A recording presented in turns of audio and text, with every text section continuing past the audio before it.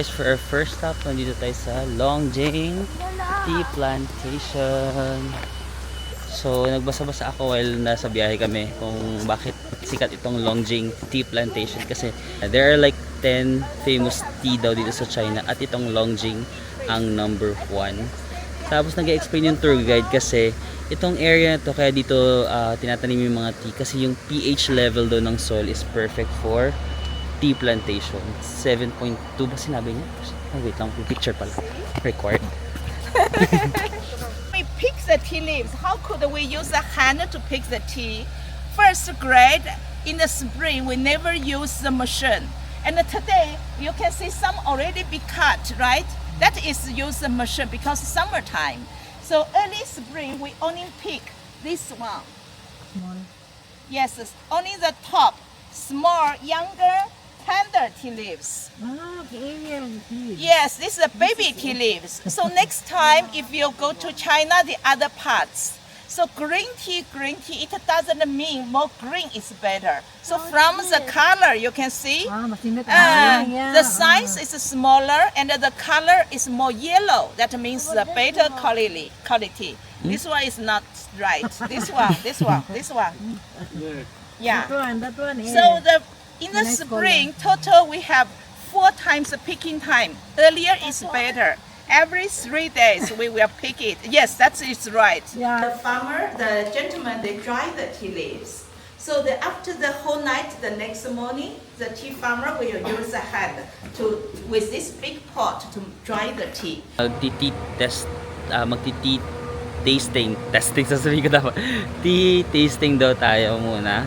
May nakaschedule kasi kami ng 9 yata, ganun kasi per grupo-grupo to. So yun guys, ito yung aming tea room. Magti-tea tasting tayo. Ay, yan yata yung mga tea sa boxes. We have 2 grades. This one, the green color, we picked in April, is the second picking in spring, yeah. And this one, the red color, we picked in March, is the first picking in spring, first harvest. We call it Empress tea, yeah. And when we make it at home, please don't use boiling water, just hot water, about 80 degrees, okay. Because if the water is too hot, will kill the nutrition of the tea, yeah. So we should ganun boil pala. water first. Then cool down for 3 minutes. Then you can use it. Okay. Organic tea, natural. Yeah. Okay. And after smelling. Okay. And now, excuse me. Could you tell me, how many times does the pot move up and down? 3 times. Yeah. 1, 2, 3. Yeah. It's local tea ceremony. That means you are welcome. Okay. And if you want to say, if you want to say thanks, we can use our 2 fingers. Then knock the table. That means thank you very much. Oh, 3 times. Yeah. Thank you very much. 谢谢你 in Chinese. Okay. But only the right hand, not the left hand. Yeah. If you use the left hand, it means I love you. Okay. Right hand. Yeah. Left hand, I love you. Thank you very much. Because the green tea contains vitamin A, good for eyes, especially for dry eyes. Okay, and you can do like this: cover half, cover half. Then change the other eye, please.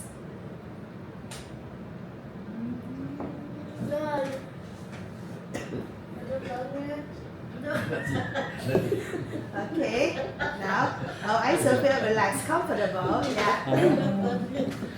And in addition to food pollution, there are also air pollution, water pollution, and so on, which will harm our health. Yeah, okay. And this one is iodine. You know iodine. Iodine, when we cut some iodine in our skin, iodine is strong oxidant. Yeah. I also put some inside.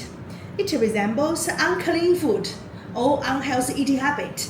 You know, some people like smoking. Yeah, okay. This is called the first-hand smoking. In addition to smoking, there are also many people they enjoy drinking alcohol.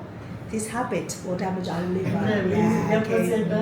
And staying up late will also cause serious damage to the liver. Yeah, okay. So we need to clean our body. Yeah. And some people say that we can drink water to clean our body. But if we only drink water,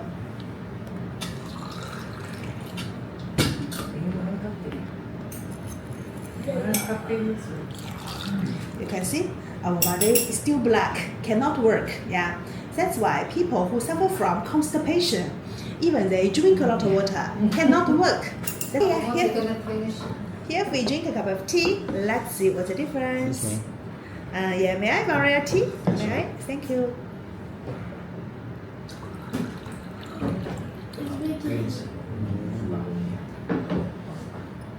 New cup. Thank you very much. Okay, you can see the water already turns clear. Later, the rice will slowly turn white. The guarantee 100% natural, no any chemical additives, no caffeine inside. Okay, the purity is the highest, more than 95%. Is the highest. Yeah. Okay.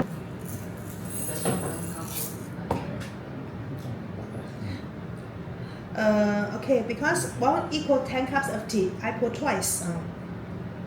Open.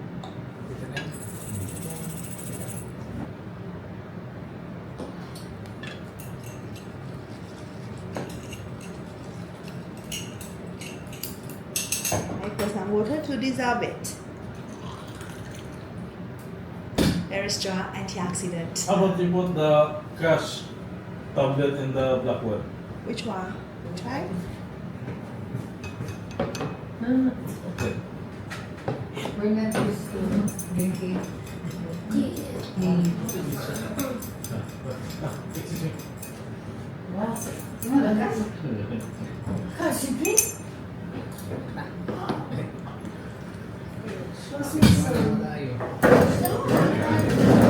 Guys, bumili tayo ng yung supplement kasi parang yung 1 tablet is equivalent daw sa 10 cups of green tea. So, at least magandang pang maintenance to kasi parang ang daming health benefits nung dinidiscuss ni ate, tapos nag-experiment pa siya, di ba? Kung paano siya nakakatulong na mag-detoxify sa ating body. Medyo pricey lang yung itong supplement na to. Parang yung isang box 6 siya na bottles, 12,000 pesos. So nakipaghati kami dun sa isang pamilya, parang tag 6,000. Ay, tama ba? Tama, no? 12,000 divided by 2. O, tag 6,000 kami ng family. Tapos kami ate maghahati. So tag 3,000 kami, parang ganun. So maganda kasi good for 3 months na siya. 3,000 good for 3 months na siyang supplement. So parang 1,000 per month lang. Tsaka lately kasi 'di ba parang ang dami ko nang nararamdamang sakit sa ring. So kapag para sa health, para sa ating katawan, medyo kailangan natin mag-invest din ng supplement. Yung isang family nga, binili nila yung mas mahal, tapos hindi sila nakipag-share kasi marami silang budget. Sana all. Parang yung 15,000, yung binili nila, 15,000, tapos hindi sila nakipag-share kasi afford nila.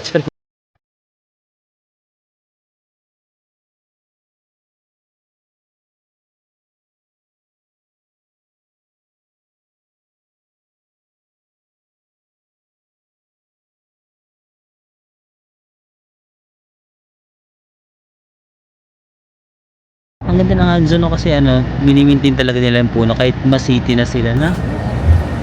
And usually kasi technology and nature doesn't always go hand in hand kaya parang nag-i-improve ka sa mga technological aspect.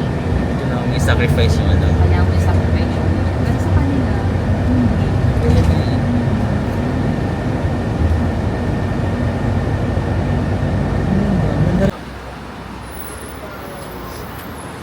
30 degrees pero hindi kami naiinitan kahit 30 degrees kasi ang daming puno. Pag sa atin, yung 30 degrees, ulas na tayo, di ba? Dito okay pa rin. Very underrated. Oo nga na. Very green. Very green. Very underrated ang China. Ang linis nga eh. Linis ng organizer. Yes. Very popular. Di ba? Ito yung Westlake. Yes, this is a water lily. May napanood ako na vlog na nagpunta siya sa Westlake tapos nakalimutan ko si Confucius ba o yung travel. Sinabi daw na parang ito na yung for him ito yung pinakamagandang country na napuntahan. Confucius ba or si Alexander the Great?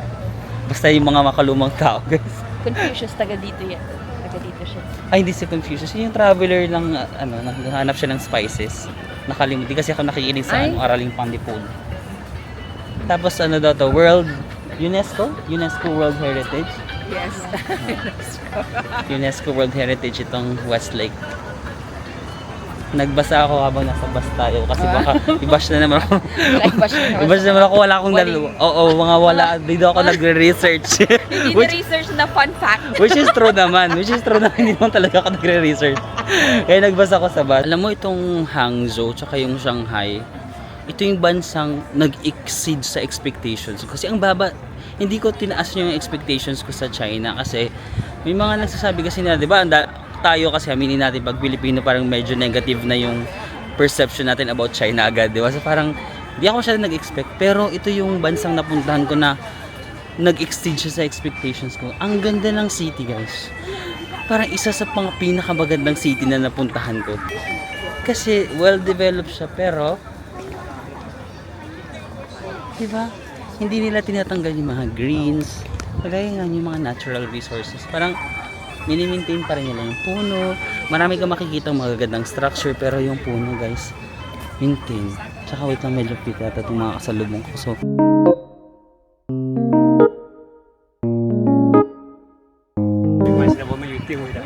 para medyo cute yun si Kuya. So yan guys, ito ang Westlake. Very famous itong puntahan dito sa Hangzhou. Ayan. Parang sobrang lawak daw nitong lake, kaya kailangan namin yatang sumakay ng boat para ma-explore siya kasi kung lalakarin namin medyo malayo at matagal daw.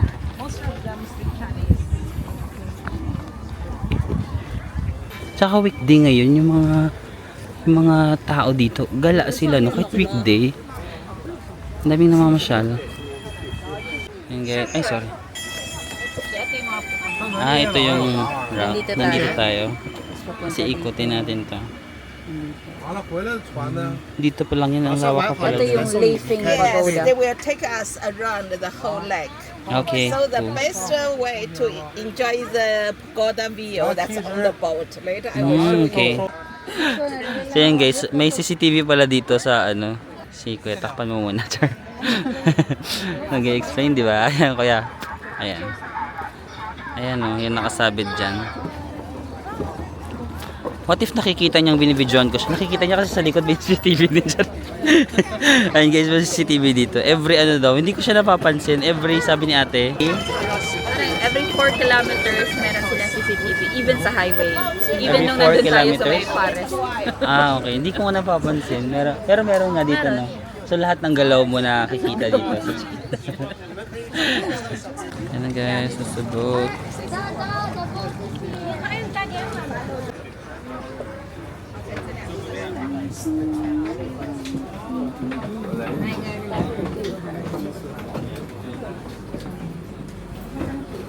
Gusto mo doon? Ganda.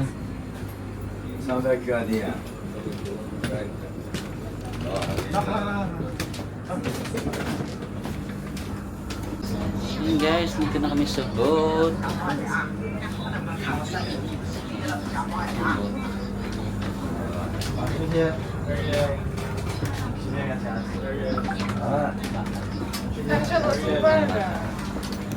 那里边是凉快，不晒。你要上外边装。 Private tour. Private tour. Tapos ang bagal niyan, mga 2 hours. Isang araw na yun. Leifing Pagoda.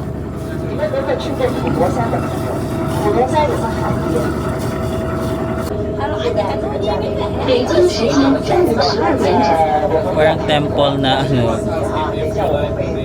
Yeah, so yun yung tour. Nag-last lang siya ng mga 30-35 minutes siguro. That's with the boat tour. Nakita mo si Kuya sa dito. Sino? Ayun. Yes. And later I will give you more information.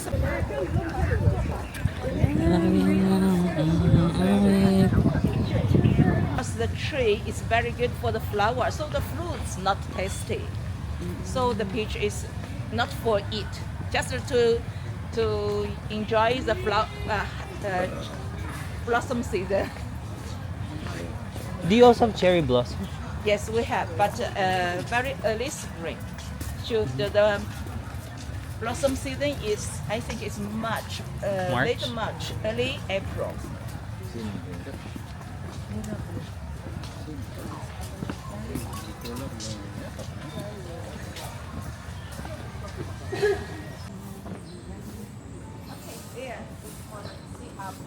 Okay.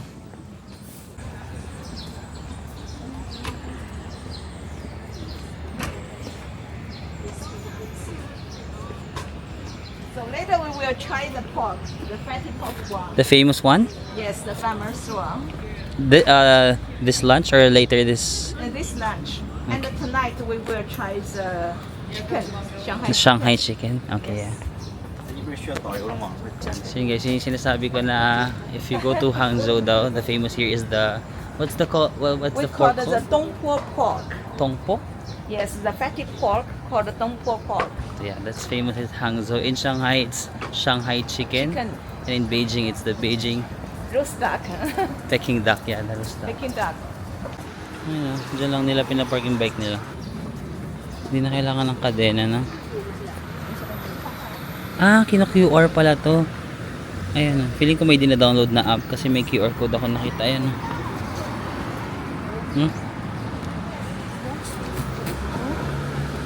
Yung parang sa Taiwan may ganyan din silang mga bike. Eh. Ah, okay. The first 2 hours you needed to pay, and after 2 hours, 1 hour, 1 yuan only. 1 yuan? Yeah. Ang mura ng bike eh. Almost nothing because Yeah. they have a lot of the bicycle station. So Ah. if you want to really want to save money, yes, every 2 hours you park it at one Oh, station yeah, and yeah. change another one. Oo nga na, ang galing nun guys. First 2 hours, walang bayad itong bike. The people they Tapos didn't the care succeeding about hours, how 1 to yuan do lang. Or 8 pesos per succeeding hour. You can pay via Alipay. You can pay via Alipay. Ayun. So, I think very important na ang Alipay. bicycles instead of the bus. Tapos ang sabi ni Ate Tour Guide, pwede daw every 2 hours, ibalik mo, tapos kuha ka ulit ng bagong bike. Kasi marami namang mga station ng bike para wala kang babayaran. Before mag-end yung 2 hours, balik Oh, mo yung bike, tapos scan ka na naman. Kaya nga eh, no? Ang galing. Bakit gano'n? I-encourage nila na ano? Encourage nila na mag-bike. Para healthy living.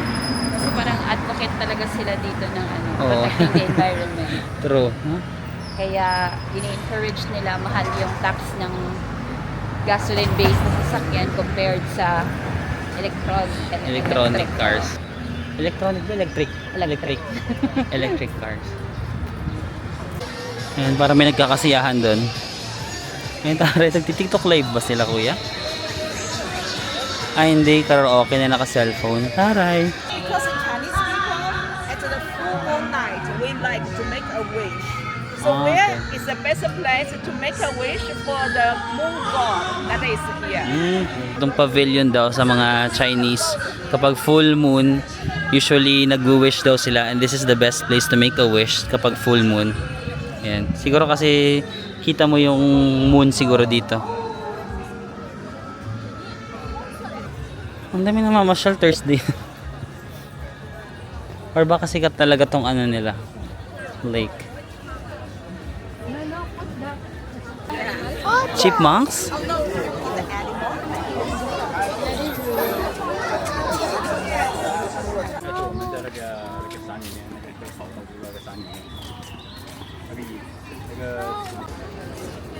Diba? City na doon. Ito yung Westlake. Ito yung CCTV. At ito ang CCTV. Ayan, CCTV na naman. Ano, ang dami CCTV guys. Kita niya?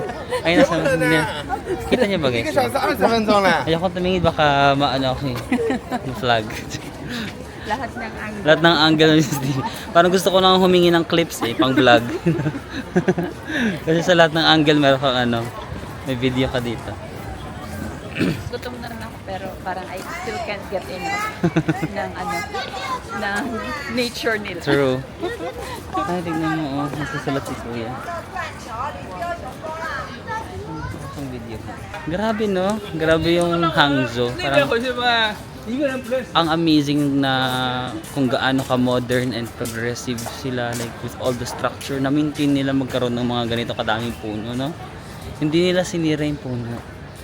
In-improve nila yung place pero The puno is still there. Ay, Grand Hyatt eh. So, Grand Hyatt Hotel. Tingnan naman, dahil pa rin puno. Kaya ang sarap maglakad, hindi ka init. Kasi may lilim, oh. Mahangin. Yan. So, dumating na tayo sa kakainan natin. Sakto, gutom-gutom na ako. Ang pangalan ng restaurant ay eto, Happy New Year. Charing. Ay, building na naman. Akala ko ito na. VIP room for us. Oh, we have a private room. Wow. Hello. Parang, ano nga ba yun? Yung hipon na baduya. Okoy. Okoy, okoy.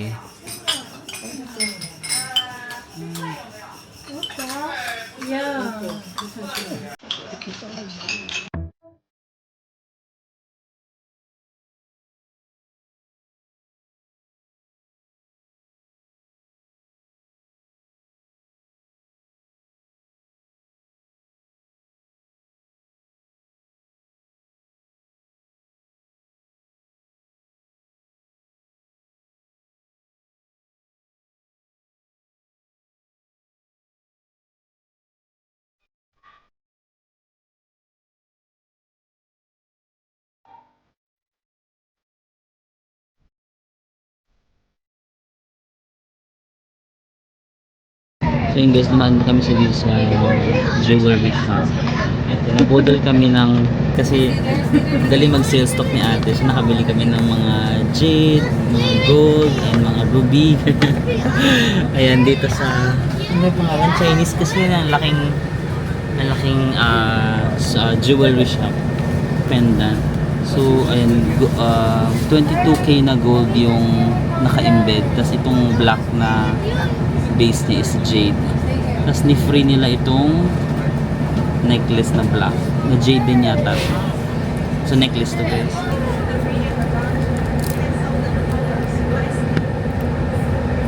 Kasi parang meron pang orientation kung paano mo malalaman yung real na jade sa fake na jade, ganyan. Dito sa Shanghai ang medal, meron ding vending machine, no? So hindi mo na pala kailangan mag-aral ng mabuti. Punta ka lang dito, bili ka ng medal, and then charan, isabit mo sa bahay. Charat. No? Ang cute. Ito yung prices ng drinks if magve-vending machine kayo dito sa may Shanghai, no? So itong parang Royal or Fanta 5, so 5 times 8 daw mga magkano yun? 16, 30, 40, no? Para mga 40 pesos. Ito mga 32 pesos. Ito mga 60, 68, 64, mga ganan.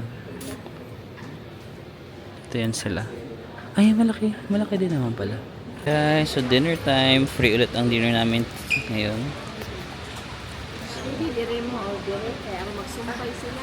Yeah. Pero kung dapat ako.